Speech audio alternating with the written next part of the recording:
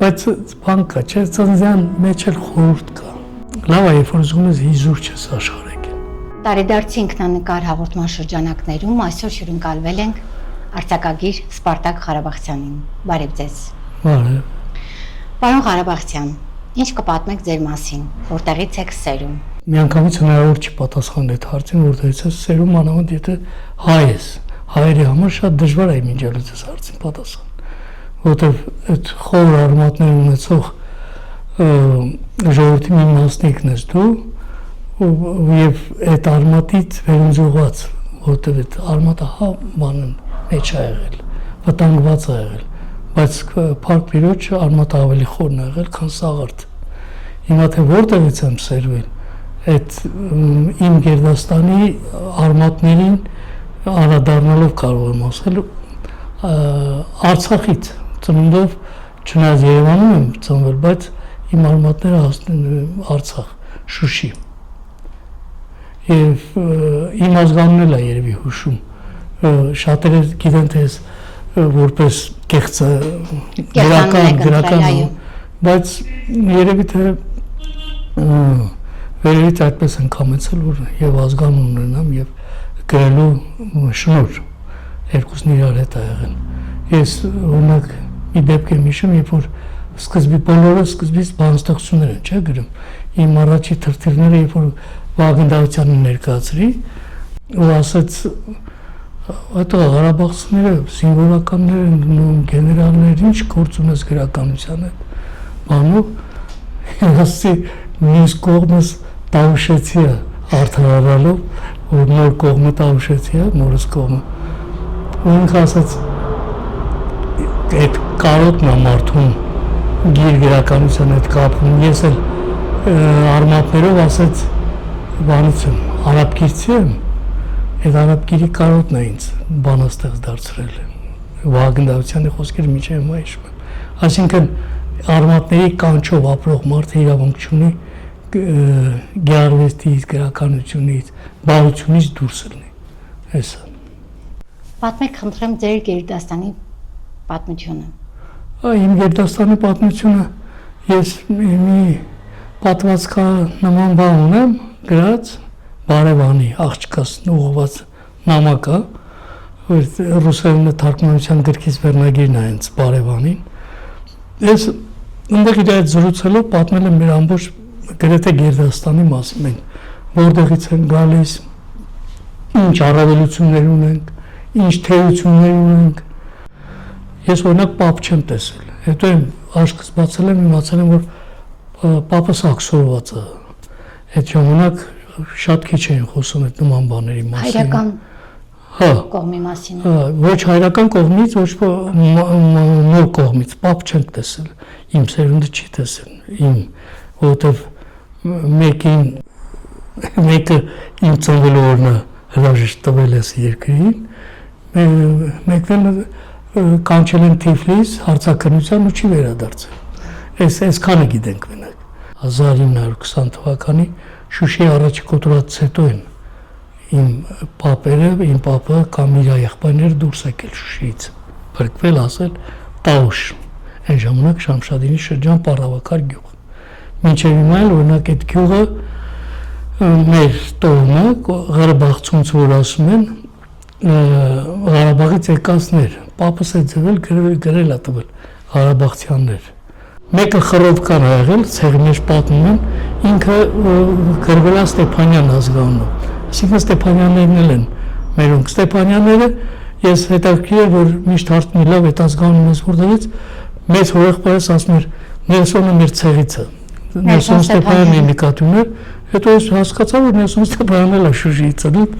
ու շատ հնարավոր է, որ ցեղի մեծախոսություններ կան բան, ուրեմն հնարավոր է, որ Նելսոն Ստեփանյանն էլ է մեր ցեղից եղել,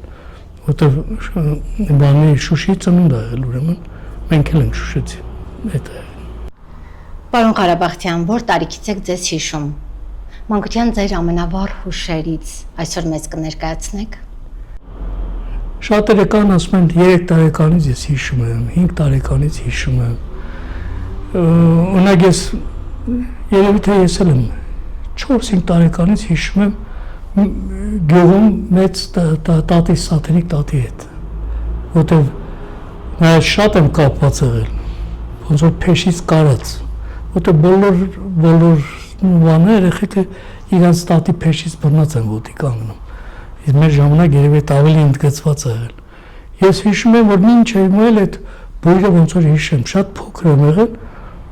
գյուղում, հիշում եմ, որ մի տատիկ գողքնոցի մեջ փաթաթած 5 հատ ձու բերեց, տվեց տատիս, ասեց, այս կեղի ծվերիսն է, բանը այդ երեխենուտի բան կա, քաշ տեղ կա, այսինքն քաղաքից գնացած, այդքանը հիշում եմ։ Հետո այս տատիս հարցրի հետո էր, տատս ասեց, որ դա այդ եղել է նորս տատն է եղել, որ ծվերը բերել է, այսինքն այդ ժամանակ ես ոչ դպրոց գնալուց եմ եղել, ոչ բան, այսինքն 7 տարեկանից ենք դպրոց գնացել, առնվազն երևի դեռ կա ուրեմն 5 տարեկան եմ։ Մինչև հիմա հիշում եմ այդ տատի դեմքն եմ հիշում, այդ ձվերն եմ հիշում, եւ մի տեսակ բան կար։ Հիմա ոնց որ թե ուզենամ շնորհակալություն հայտնեմ, որ կարող է այդ բարության առաջի բանն է եղել, որ քաղաքից եկածին ուրեմն վանելու համար, ջանի գալու համար պետքա գյուղի սնունդ ուտի կամ բան ունի։ Այդ հիշողություններից զատ նաև կան դպրոցական հիշողություններ։ Էլի մանկությունա չէ դա։ Առաջի դասարան, երկրորդ դասարան։ Ու առաջի դասարանից էլ սկսել է ընկերության շրջանը։ Իմ մանկության ընկերները մինչև հիմա կան։ Այդ ոնց որ ընկերության առաջի դասերն ենք տեղ ստացել։ Այդ ընկերությունը մինչև հիմա շարունակվում է։ Ընկերությունն էլ է, մեծ հարստությունը գետին դնել չի կարելի։ Այդ ոնց որ պատմական հիշողության մի մասն է դա։ Եթե դրի գետնին մեկը կվերցնի անպայման, որովհետև այդ բանը, այդ չի կարելի քամուն տալ։ Գոհ ձեր դպրոցական տարիներից։ Իհարկե, ոչ թե գոհ եմ, ընդհանրապես ամեն ինչի հիմքը դրվել է դպրոցում։ Փողոցից եմ գոհ, որովհետև փողոցն ու դպրոցը երկուսն էլ, ասում են երկուսն էլ դպրոցը, փողոցն էլ է դպրոց, դպրոցն էլ դպրոցը։ Մեկը մի տեսակ բյուրեղանում ես դպրոցում, սարան ես մտնում, դպրոց ես պատասխանում։ Մինչ հիմա օրինակ ասենք, ես հիշում եմ բանի, մեր դպրոցի հատակի այդ քսուկը, որ քսում էին, մաքրում էին, դրա հոտն եմ զգում։ Բան կա, դպրոցներում ու տենց էր։ Հետո հիշում եմ, որ մեր դպրոցում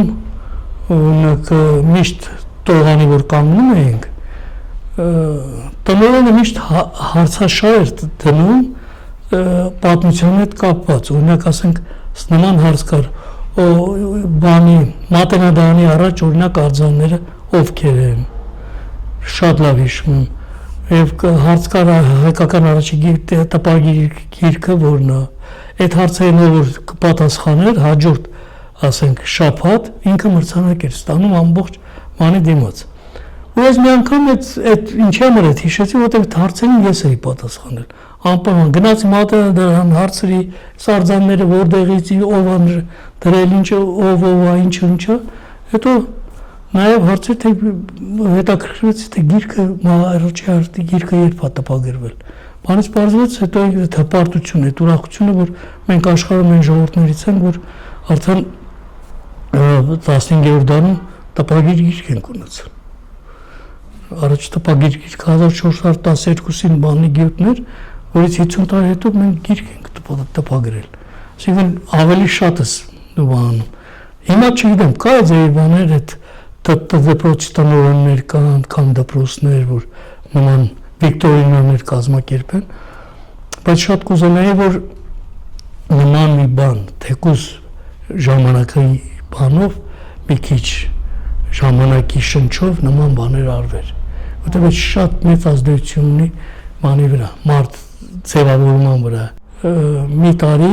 մեր ավարտելուց մի տարի առաջ, մեր դպրոցում մի ամբողջ դասարան 26 հոգի, 26-ն ընդունեցին բարձրագույն ուսումնական հաստատություն, որ այդ թվերին շատ մեծ բաներ նշանակում։ Այն ժամանակվա բարձրագույն համալսարանի դպրոցի գիտելիքով։ Դպրոցի գիտելիքով, դե բան չկար, ռեպետիտոր եք ասում, ինչ եք ասում, այդ բաները չկար։ Կար ուսուցիչ, կար բան այդ կապը, որ շատ ամուր։ Ես օրինակ մի բան հիշեմ, ես 3 օր դպրոց փախել էի, բան ոնց որ ընդունած է, 3 օր դպրոց չէի գնացել։ Ստադիոն ֆուտբոլ բան այդպես։ Հետո ֆուտբոլ գալիս է տուն, հետո մի օր եկա մեր տուն, տեսա մեր դասղեկը մեր տան նստած։ Անհանգստացել է, թե ես որտեղ եմ, ես 3 օր չկամ, բայց տանն էլ չգիտեմ։ Փաստորեն այդ անհանգստությունը միանգամից բան դարձավ։ Ես հիմա ինչի համար եմ ասում, որովհետև բոլորին թվում է, թե եթե ինչ-որ մի բանի հասել ես, կարես ինչ թե այնքան սահուն է եղել ժամանակը, կյանքը բան։ Չէ, մենք էլ ենք, երբ չարություններ ենք արել, դպրոցել ենք փախել, աղջիկի համար ծաղիկել ենք տարել, աղջիկի համար կռվել ենք արել, ամենակարևորը, բայց 10 հոգով մի հոգու չենք ծեծել։ Պարոն Ղարաբաղցյան, ուսանողական տարիները արդյոք ձևավորեցին ձեր անհատականությունը, հիմնավոր եք համարում ձեր կրթությունը։ Մի տեսակ հիմնավոր ասելը չէ, որտեղ մինչ հիմա էլ կրթվում ենք։ Բանում, իրոք այտենց է, ես ոչ թե, օրինակ մեր ժամանակ դպրոցում, դպրոցից սկսած, երբ որ դպրոց էր մտնում, դպրոցի ճակատին գրած էր ճանաչել զիմաստություն եւ բանս հանճարում։ Այն մյուս կողմում գրած էր սովորել։ Այո, դա միտեղ գրած էր բան, Մեսրոպ Մաշտոց, միտեղ գրած էր Վլադիմիր Իլիչ Լենին։ Եվ սովորել, բայց այսօր տեսեք ինչ է, բանով, սովորի որ լավ ապրես։ Մեր ժամանակ չէ, մեր ժամանակը սովորի որ մարդ դառնաս։ Մեր ժամանակվա բան էր, կարգախոսներ, մարդ դառնաս։ Լավ ապրելը ուրիշ բան էր։ Եթե մարդ ես, ուրեմն լավ ես ապրել, բան չի։ Հիմա ինչի եմ ասում, եթե այդտեղից սկսել ենք հասել ենք բան, բուհ, այդ բուհում էլ այդ քորենքներով ես գնացել արդեն, շղթան չի կտրվել բուհում։ Ունեք բուհում իմ տարիների դասախոսական կազմը, որ հիշում եմ, փառահեղ մարդիկ են եղել, հնարավոր չէր, որ նորմալ կրթություն չստանաս։ Հիմնավոր կրթություն չստանաս։ Ովքեր էին։ Ովքեր էին, հիմա ասեմ, Առաքել Առաքելյան, ակադեմիկոս, Նորուս Հանսրացյան, ակադեմիկոս, Զավեն Տիգրանի Սարգսյան, իշխանադեմ, Կենթովի երկրորդ քարտուղար, որ դա գալիս էր դասեր տալիս մեզ պատմության, Ծատուրյան ակադեմիկոս, մի խոսքով մարդիկ, որոնց նոր չէր, իրանցից բան չգողանալ, բարыз բուն իմաստով, այդ գողանում էր իրանցից։ Պարոն Ղարաբաղցյան, ինչպես սկսվեց ձեր մասնագիտական ուղին։ Չգիտեմ մասնագիտություն ասելով ինչ ենք հասկանում։ Գրողականը մասնագիտություն չի, իմ համար ասեմ։ Կոչում են, ոնց ասեմ, շնորհագրող էլ։ Բան կա, չէ՞, մի տեսակ, օրինակ, բան չի, պարտադիր չի դու բան ասել ես, որ գրիչ վերցնես։ Անշուշտ։ Պարզապես դու ժամանակի նկատմամբ իրերի ման անտարբեր չես ապրում։ Ես Վագնարյանի օրինակը որ բերի, դա էլ շատ ճակատագրական, որտեղ ես նախ չէի գնում իր մոտ, չէ։ Երբ որ իմ ընկերը, ուսանողական ընկերը, ասաց Վագնարյանի հարևանն էր, Վահագ էր իր անունը, մինչև էլ ընկերություն ենք անում։ Ասաց պետք է բանաստեղծությունը տանը Վագնարյանը կարդա։ Վագնարյանը բանոսել մի տեսակ չէ, օրինակ դա էլ է ճակատագրական, եթե ինքը իմ ընկերը չլներ, օրինակ ասենք այդ կապը չէր լինի հաստատ։ Առանց իմ բանը ինքը վերեկալ տարել Վագնարյանին։ Ու իմ բախտը այնքան էր բերել, որ Վագնարյանը անտարբեր չէր մնացել։ Ես շատ կուզենամ, որ անտարբերության հետ հաղթահարենք, ամեն տեղ հաղթահարենք ես։ Եթե օրինակ ասենք մեկը մի բան է բերում, թեկուզ բանը որ կարդաս բանս, ինչքան էլ որ անճաշակ բանի ես կարդում եմ, անկեղծ եմ ասում։ Ու իրան անկեղծ իրան ասում եմ, ոչ թե բայց ոչ թե կոտրում եմ իրան, բանով չի այդպես, որովհետև ես տեսել եմ մեր մեծերը ինձ ոնց են վերաբերվել։ Վագնարյան, ասենք Համոսայան։ Դուք պատմության ֆակուլտետն եք ավարտել, աշխատել եք այդ մասնագիտությամբ։ Դպրոցում ուսուցիչ եմ աշխատել։ Այո, քանի տարի։ Մինչև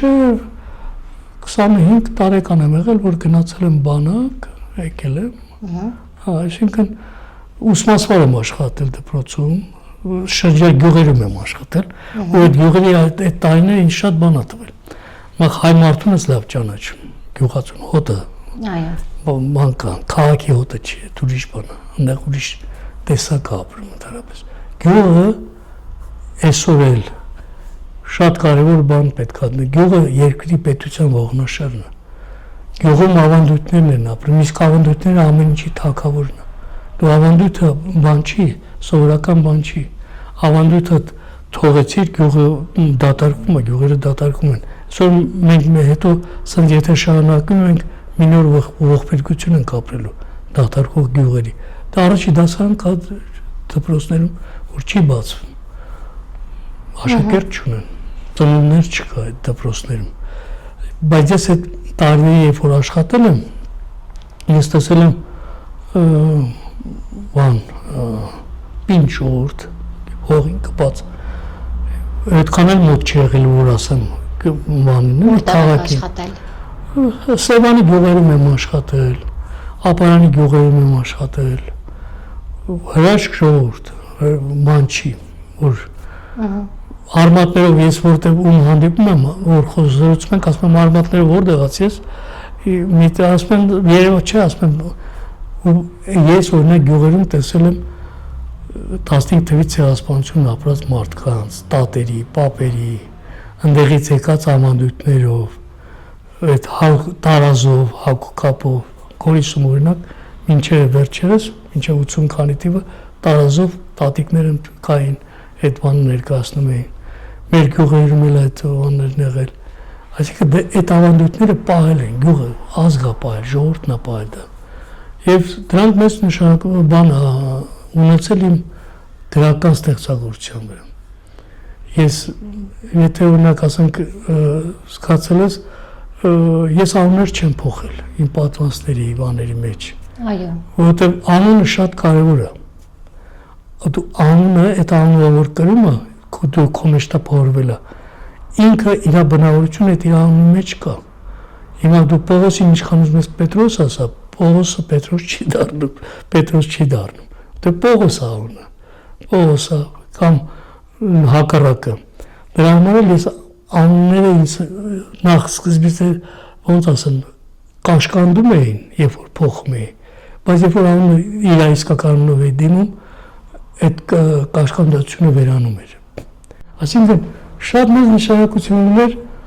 թե ինչ ես գրում, ու թերթերի բան կար, չէ՞, ժամանակ եթե հարցնես ինչ որ առոտը տպագրվում էր այդտեղ, կեսօրն արդեն գյուղում էր, գյուղերում տարածվում էր այդ։ Թերթը շատ կարևոր բան, ու թերթում տպագրվելը առաջի մեր համար շատ կարևոր էր։ Մեր ժամանակ կար ավանգարդ, շատ երիտասարդական թերթ էր։ Իսկ ավելի բանով պիոներ կանչն էր, պիոներ կանչ շատ լավ թերթ էր։ Մեզ օրինակ իմ առաջի պատմվածքը պիոներ կանչում է տպագրվել։ 7-8 դասարանում եմ եղել,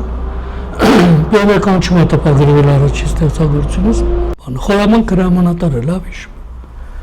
Հետո գրեցի բանը Ջունաձորի ճերմակ հեքիաթը Ծաղկազորի մասին։ Մաներ,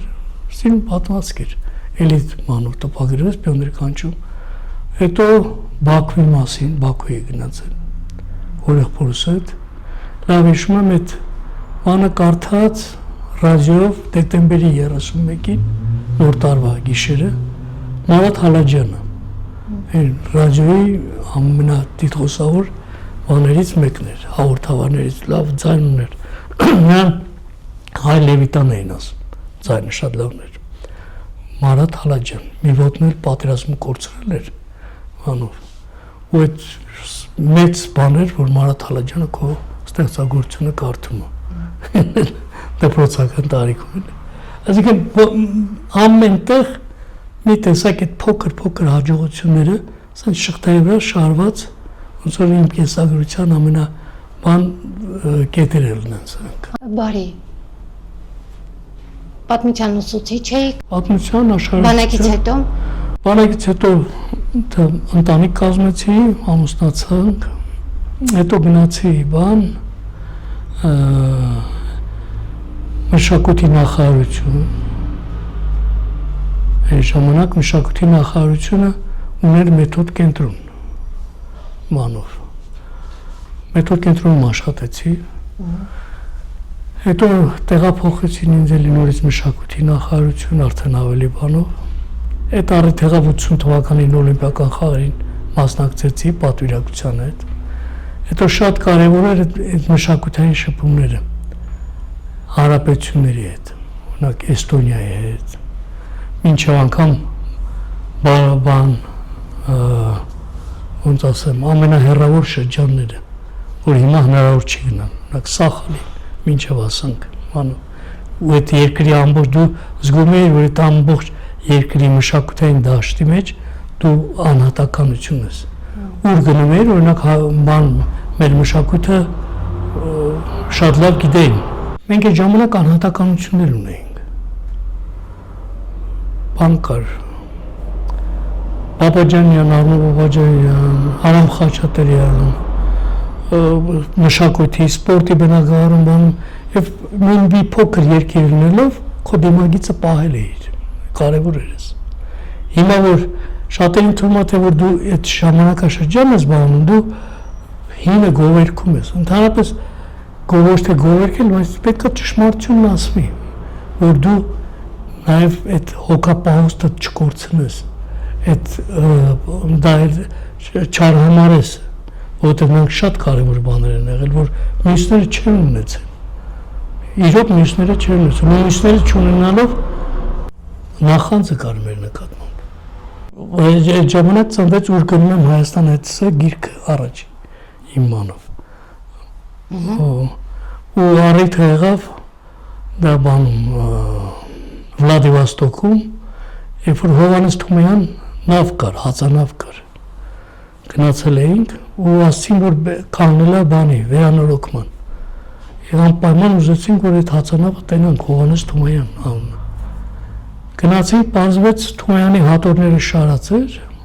բանի, նավապետի սենյակում։ Մի հատորը չկար այդ գրքի։ Հարցրինք, այս ուր է այդ մի հատորը, ասաց անցած տարի Իտալիայից մի նավ էր եկել, բանից պարզվեց, ասաց այդ նավի տերը, նավապետը ազգությամբ հայ էր,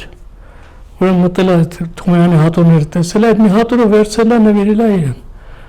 ու տենցել ասացի, այս ուր գնում է Հայաստանը հետս ասացի, ման չկա, ու դարձավ գրքի վերնագիր։ Այդ կուբայական ուղևորությունները, Դավիթ Չերեսյանի այդ հանդիպումները, բան, մտածեցի, որ այս մենակ իմը չի, այս պետք է նաև սերունդին էլ փոխանցել։ Ոչ մեկը չգիտեր, որ օրինակ ասենք Կուբայում Դավիթ Չերեսյան անունով մենք բանաստեղծ ունենք։ Այն էլ Կուբայում շատ ընդունված բանաստեղծ էր։ Ինքը ցեղասպանությունից հետո իր մերը բանը հասել են մինչև Կուբա, Կուբայի ափերը, ու այնտեղ Դավիթ Չերեսյանն է ծնվել։ Ինչով եք սիրում անցկացնել ձեր ազատ ժամանակը։ Ազատ ժամանակ ասելով ինչ ենք հասկանում, այսինքն պարապությունը լցնելու բան։ Տեղը էլի, խո պարապ չունես։ Բացի գրականությունից կամ չէ, օրինակ ասենք բացի գրականությունից լավ ֆիլմ, օրինակ լավ ֆիլմ, շատ լավ ֆիլմեր կան, որ չենք հասրել նայենք հիմա, այդ հնարավորությունը կա։ Օրինակ անտիկ շրջանի գրականությունը։ Գիտեք, օրինակ անտիկ շրջանի գրականությունը, երբ որ կարդում ես, ոնց որ բանի, երկխոսության նման է։ Պատմության հետ երկխոսության մեջ ես մտնում։ Ոնց որ մենք զրուցում ենք, ասենք դու գրականության միջով 1000 տարվա առաջվա այդ նույն զրույցին ես, այդ զրույցը գնում է, այդ կապը կա, պատմության մեջ կլինի, գրականության մեջ կլինի, մանավանդ այդ անտիկ շրջանը շատ հետաքրքիր է, որ մեկը մի կյանքը չի բավականացնի դու այդ ամբողջը թերթես, ինչ հնարավոր է, ինչ բաց ես թողել, կամ ինչ որ լավ չես ընկալել, թերթում ես նորից հետ ընկալելու։ Որտեղ ասում է, եթե պատմություն դու ունես, իրավունք չունես ետ չնայել։ Այդ դա իսկ եթե անցյալ ունես, իրավունք չունես չի հիշելու։ Այս երկու բանը շատ կարևոր է։ Դրա համար այդ պարապությունը, այդ կապը վերականգնելու բանով ալացվում էլի։ Պարոն Ղարաբաղցյան, դուք նաև սցենարիստ եք։ Ում հետ եք համագործակցել, ինչ թեմաներ եք ֆիլմի վերածել։ Տեսեք, օրինակ մենք խոսեցինք գյուղի մասին, գյուղացու, բանի ինչ նշանակություն է, օրինակ 80-ական թվականներին ես մի ակնարկ գրեցի գյուղի մասին ռադիոյի համար։ Ու բանը ինձ զանգեցին տուն, որ քեզ ուզում են, քեզ կոմիտեի նախագահն կանչում։ Ասա մտածեցի, ինչի համար պետք է։ Մյուս օրը գնացի, բանից պարզվեց, ինքը որտեղ ժամանակ պետք է կարթային թույլտվություն ունենայր նորից։ Ինձ ասաց, դու ես ոնց հասցրիր, ասի ինչի համար, բա գյուղից ոնց ես եկել, ասի ես Երևանում եմ ապրում, ասաց հնարավոր չի, Երևանում ապրել ու գյուղի մասին սենց գրել,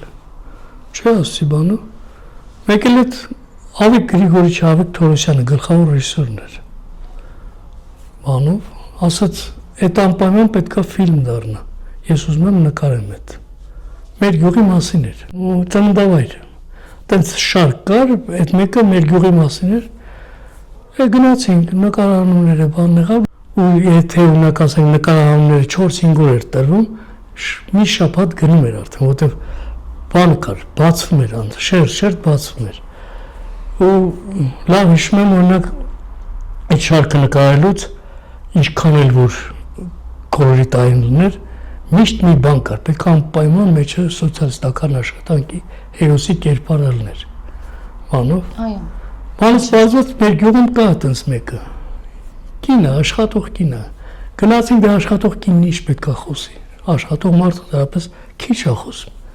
Դրին սեղանը նստեցինք, հիմա նկարահանում ենք, հիմա ինքը պետք է երկու բառ ասի, չի լինում, չի կարում այդ կինը այդ երկու բառն ասի, հա ստոպ կադր, ոնց որ հիմա անունն է մեզ ասում ստոպ, վերջ, որտես ավել չի, արդեն ժապավետն էլ է պրզնում, ասաց մի հատ բանով, մի հատ էլ փորձենք Ավիկ Գրիգորիչը ու գնանք, այս փորձի ժամանակ այս կինը վերջի երկու բառ ասաց, այդ պահին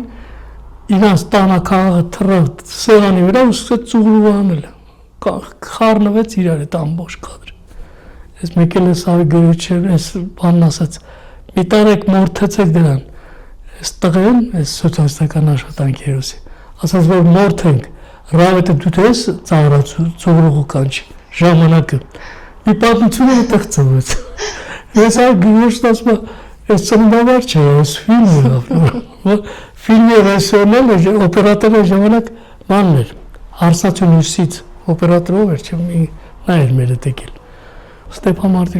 Մարտիրոսյան, այո, ինքն էր օպերատորը, վերջես, Ստեփան ասաց սրանից հետո,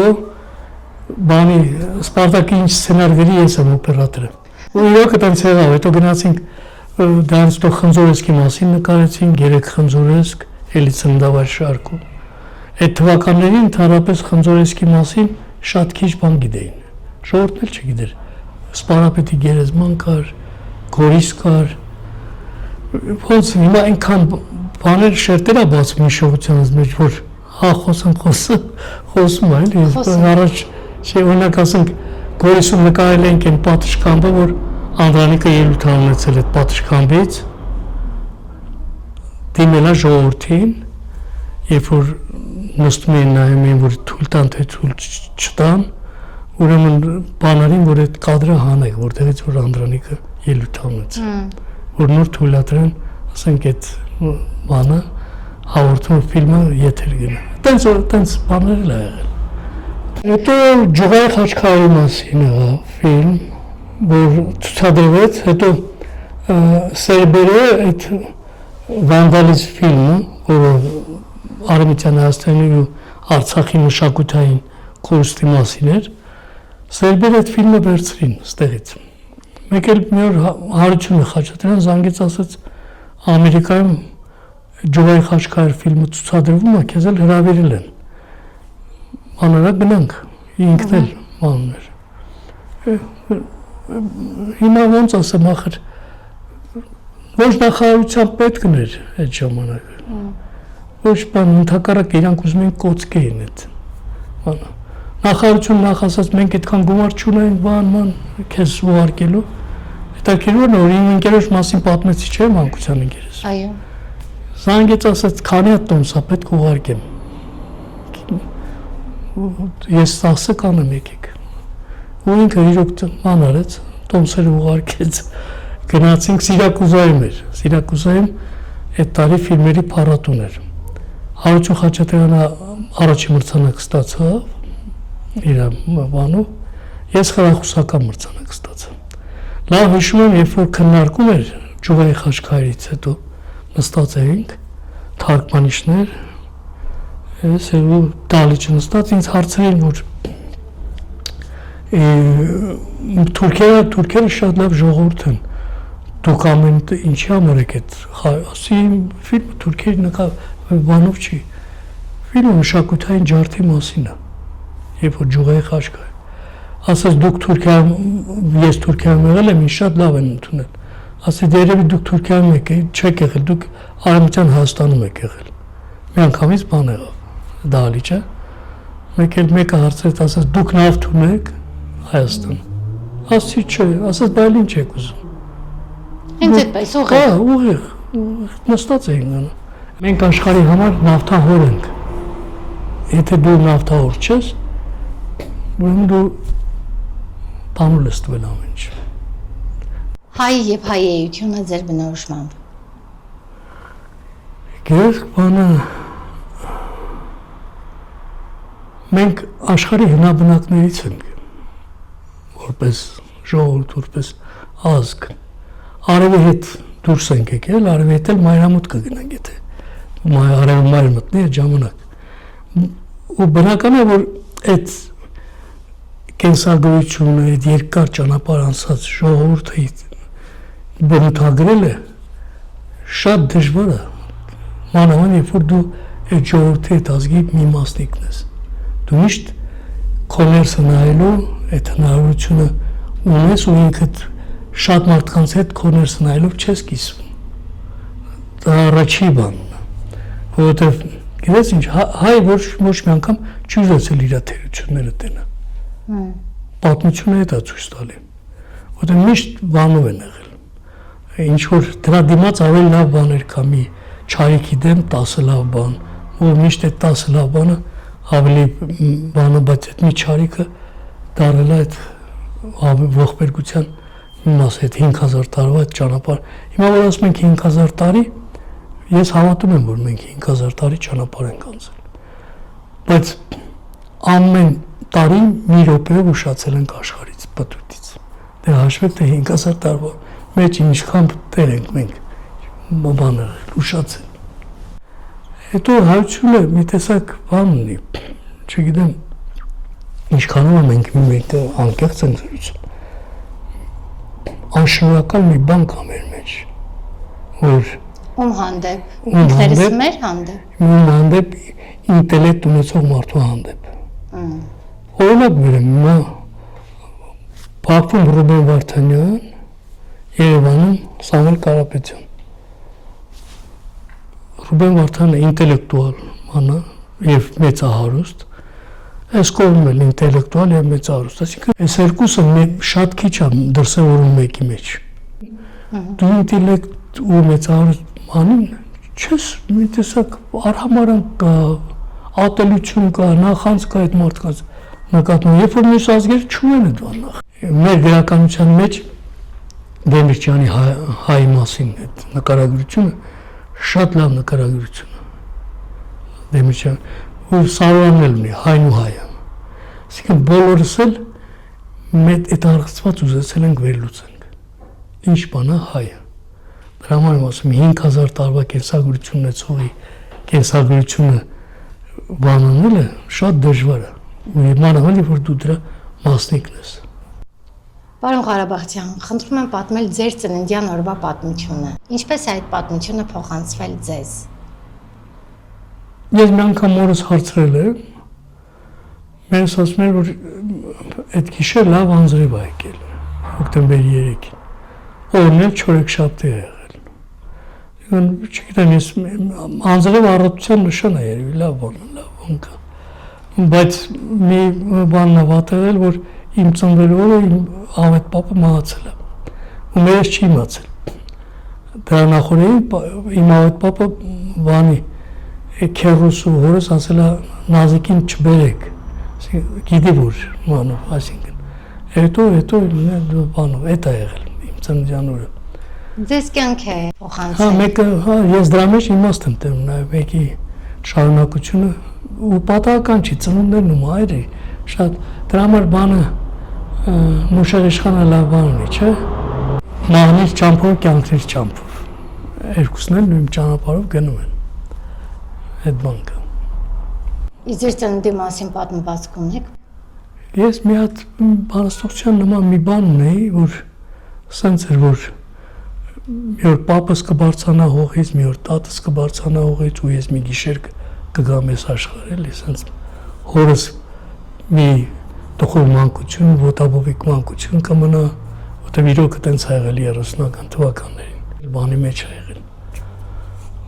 չարչարանքի բանի մեջ։ Շատ լավ։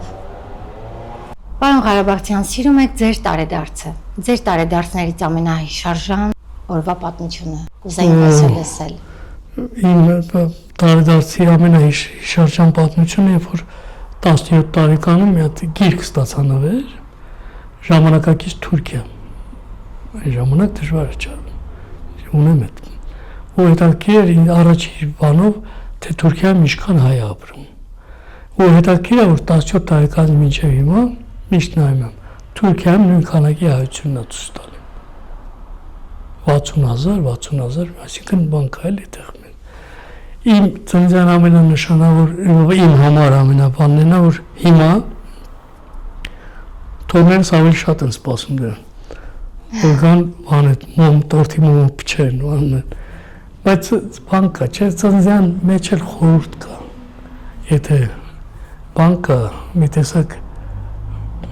լավ է, երբ որ զգում ես հիզուր չես աշխարհեկին, այդ զգացողությունը ամեն ծննդյան հետ կապված, այդ օրը այդ բանը կա, ինչ ես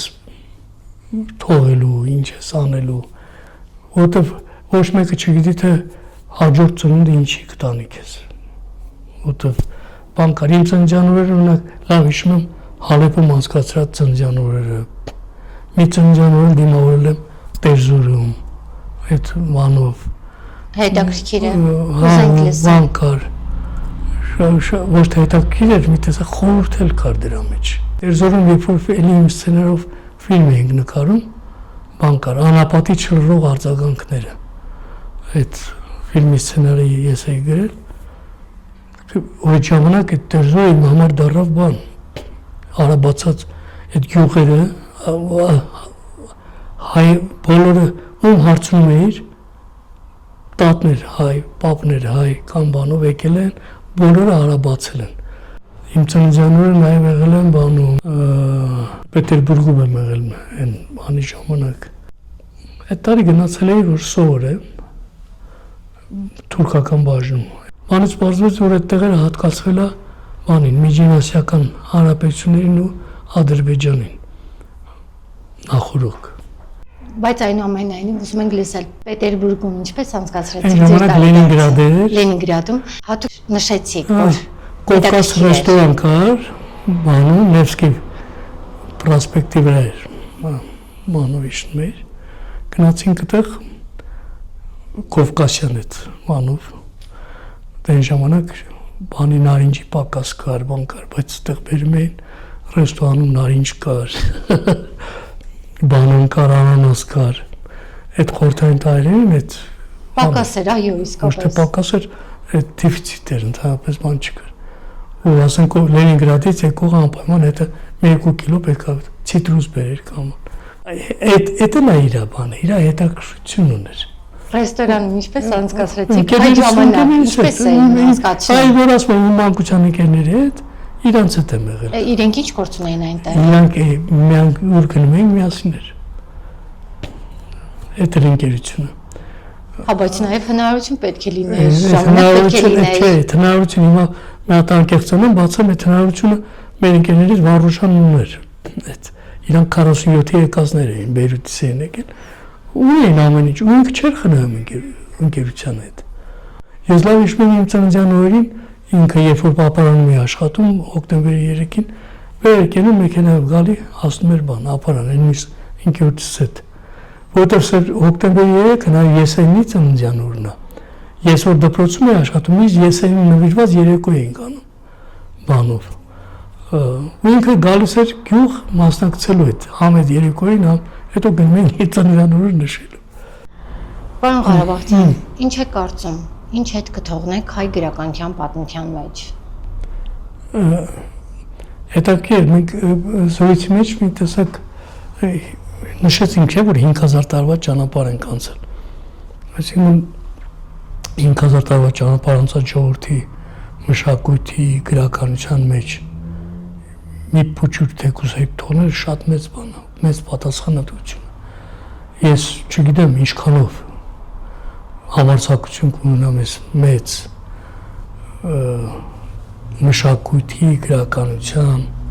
մեջ հետ կթողնել, այդ արդեն ժամանակը ցույց կտա,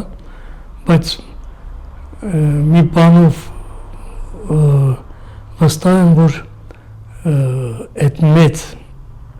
բեռը ոչ մեկը իրավունք չունի գետնին դնելու։ Ես այդ մեծ բեռը շալակողներից մեկն եմ, թե հիմա ինչքան եմ ավելացրել այդ բեռին, ինչքան եմ պակասը, այդ թեթևացրել հոգսը իմ հետևից եկողի, այդ ժամանակը ցույց կտա։ Մի տեսակ թող մեծամտություն չլինի, բայց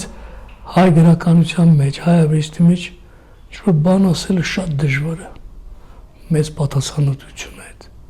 Ոչ մեկը թող բան չանի, որ ինքը ինչ-որ բաներ է թողելու իրանից հետո։